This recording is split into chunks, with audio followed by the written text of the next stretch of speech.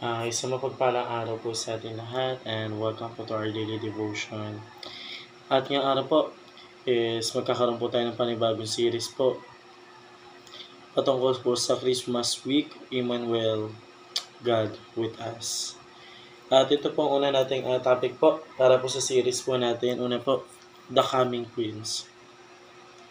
So dito po sa The Coming Prince, ito po yung kung saan po ipapanganak po ang ating si Jesus Christ po, kung saan po ipapanganak po siya doon po sa isang kulungan po ng mga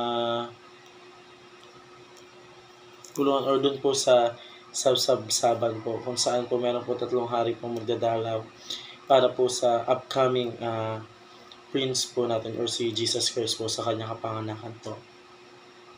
So para naman po sa ating scripture po, ito po ay matatagpuan sa Isaiah chapter 9 verse 6 to 10.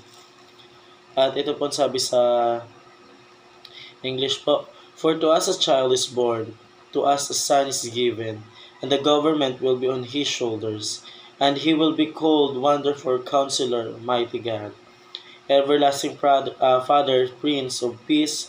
Of the greatness of his government and peace there will be no end. He will reign on David's throne over his kingdom, establishing and upholding it with justice and righteousness. From that time on and forever, the zeal of the Lord Almighty will accomplish this." So yun po yung ating Bible verse po para sa araw na ito. Tayo naman po dumako po sa ating teaching po or katuruan po.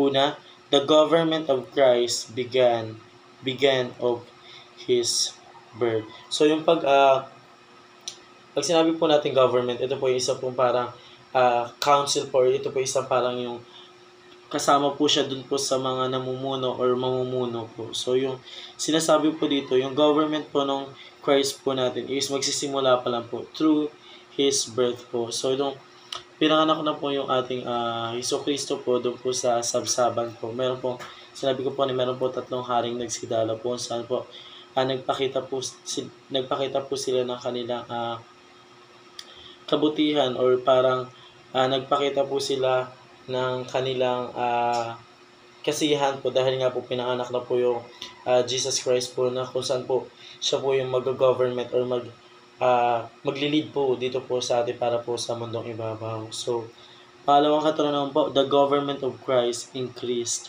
worldwide. So, yung ating Panginoon Diyos daw po, habang lumalaki siya or habang nabubuhay po siya, nag-i-increase po yung mga naniniwala po sa kanya worldwide, o yung pagiging pamumuno niya po is parang naging effective po dito po sa ating lahat. Kasi marami po naniniwala po sa ating Panginoon Diyos po. Yun po yung sinasabi po sa Bible po noon. Pero habang ang ating Panginoon Diyos po is lumalago po yung kanyang salita, is lumalago rin po yung worldwide na naniniwala po sa kanya, or mas marami po yung nagkakaroon po ng faith po para po sa ating Panginoon Diyos sa pamamagitan po yung pag-government niya po. So, pangatlong katuruan naman po, the government of Christ govern the nation. So, yung pag-government daw po ng ating Panginoon Diyos is parang siya na po yung nag-govern po, or siya na po yung namuno po all the nation po. Kasi ang ating Panginoon Diyos po, ang siya nag-create po dito po sa mundong ibabaw. Siya po yung nag-govern po all the nation po. Pinaglaganap niya po yung salita niya po through the Bible po. So habang lumalaganap po yung salita po ng ating Panginoon Diyos sa buong nation po, is marami po yung nagkakaroon po ng faith sa Kanya po until now po in the presence. So yun lamang po para sa araw na ito. Maraming salamat po sa pakikinig, and see you po bukas para po sa ating daily devotion.